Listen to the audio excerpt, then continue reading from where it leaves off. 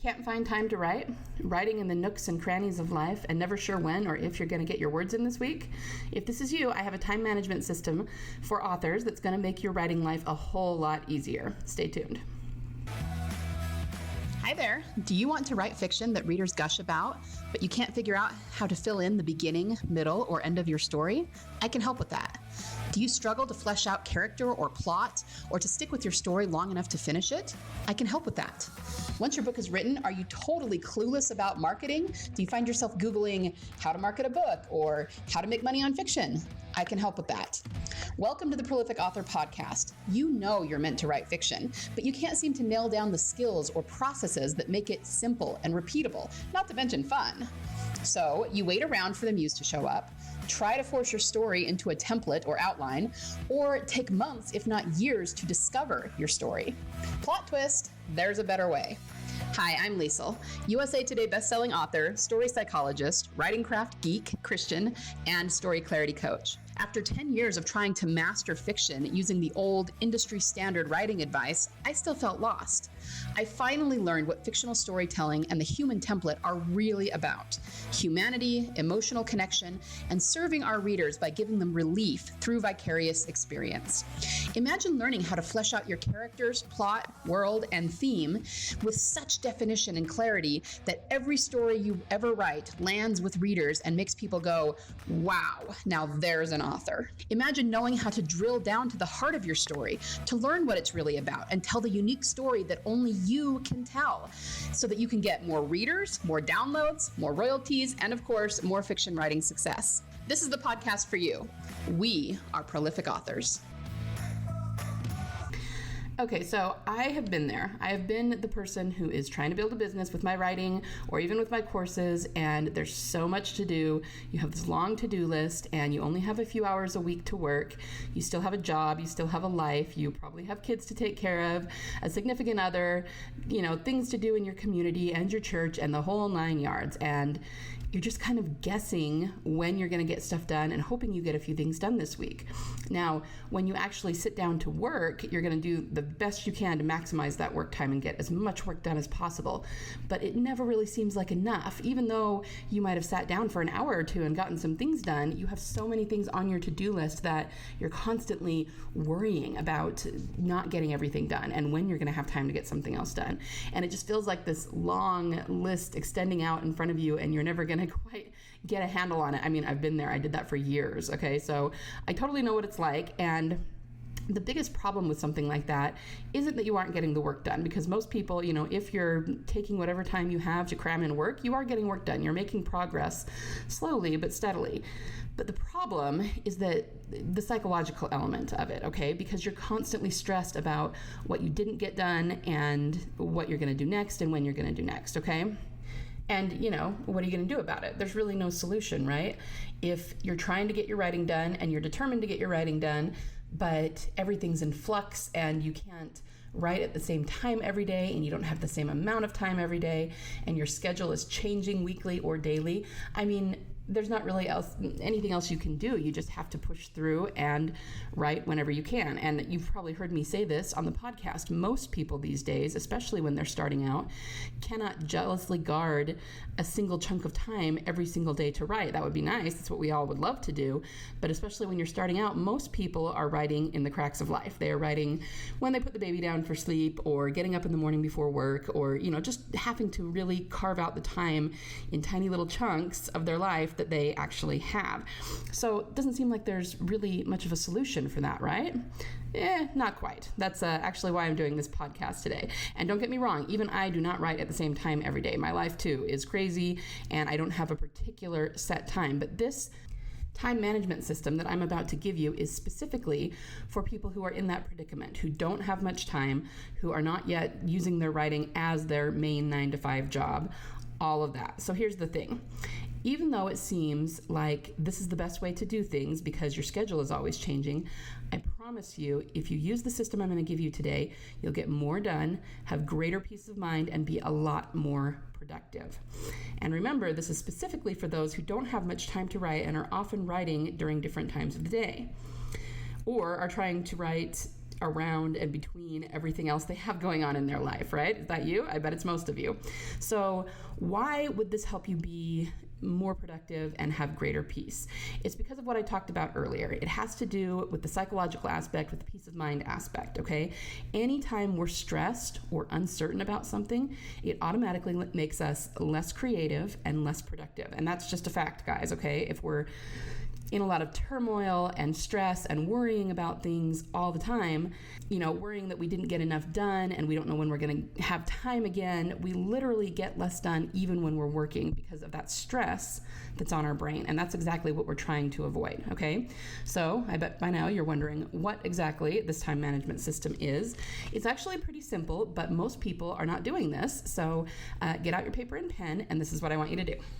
Okay, number one, you're gonna sit down with your schedule or a paper and pen, whatever works best for you, and I want you to write in, pencil in every task, every appointment, everything that you already know you're going to have to do this week. So this includes working, chauffeuring the kids around, any kind of social appointments you have, exercising, anything that you know you're going to have to get done during the day that's going to take priority over your writing. We all want to prioritize our writing, but we also know that we have other things going on in our life, and we can't just not take the kids to school so that we can write, right? We all know that. So you're going to write everything that you can think of that you're going to have to get done every single day of the week down so that that is scheduled and it's not going to get in the way later on because you forgot about it, right? So you're acknowledging that those things need to get done. You're not going to be writing during those times, and we're planning for that, okay?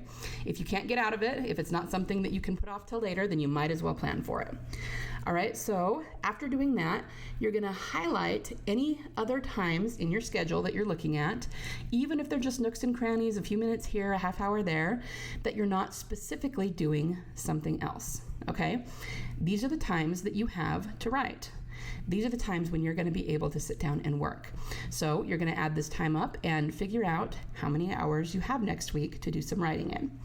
Now, the next part, number 3, is something that you may have already done, but if you haven't, then you're going to need to. You need to figure out how fast you write, okay? So it's going to be a matter of how many words can you get down in an hour.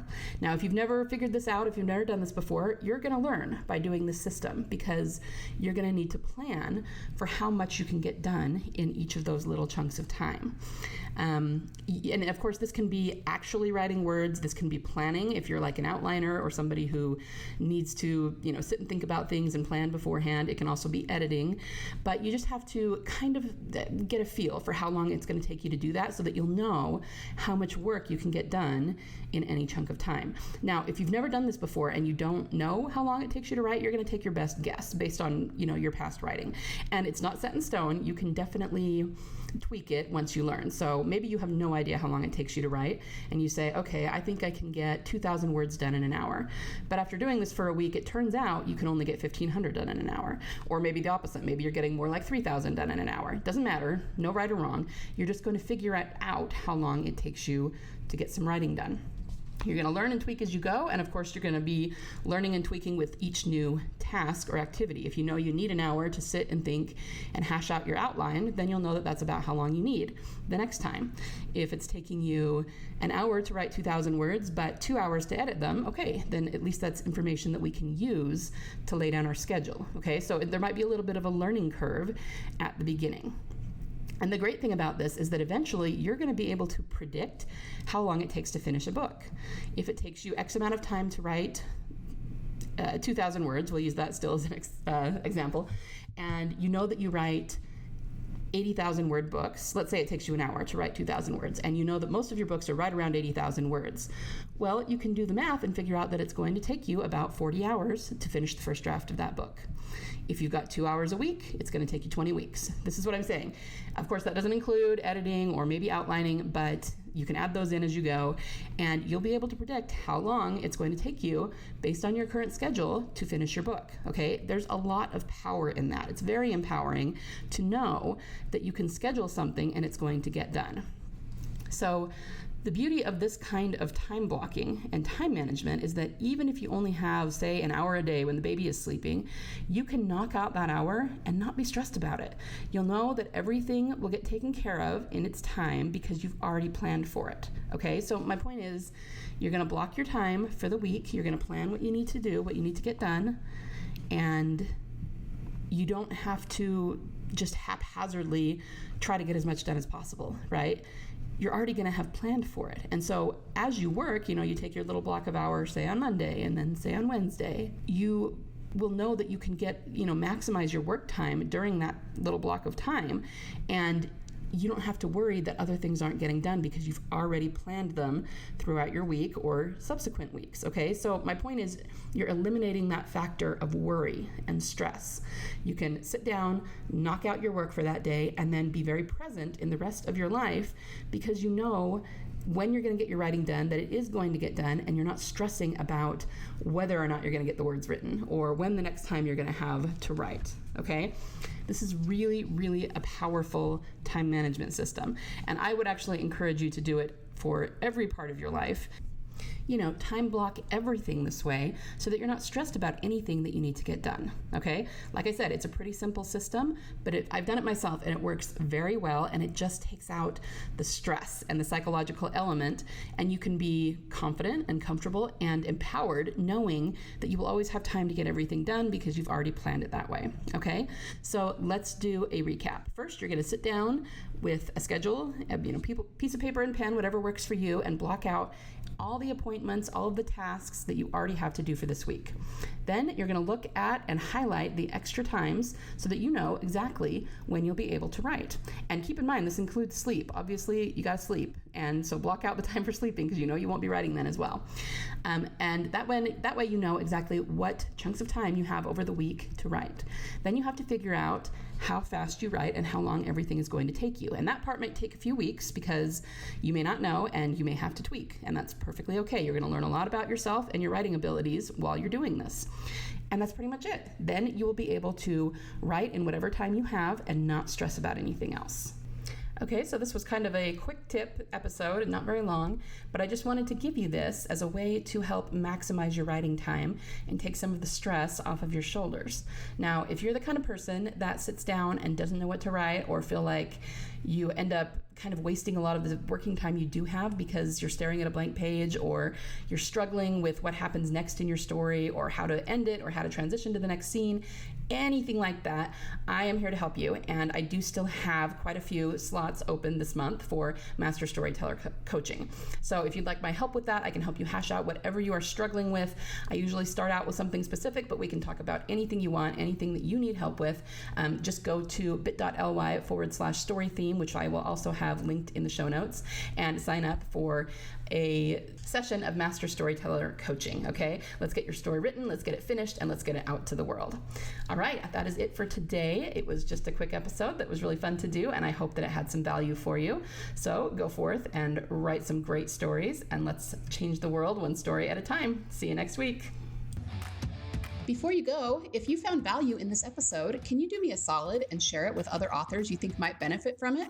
Remember, the rising tide lifts all boats. Also, if you haven't yet, would you be willing to leave me a review on Apple Podcasts? It's the only way for me to know that you're enjoying the podcast, and it helps Apple recommend it to other authors like you who might benefit from it. Finally, if you haven't already, hop over and join the Prolific Author community on Facebook. Inside, authors network, ask questions, and I often do teaching via Facebook Lives. Thank you so much for listening today. Happy story crafting this week, and remember, there is always a market for awesome.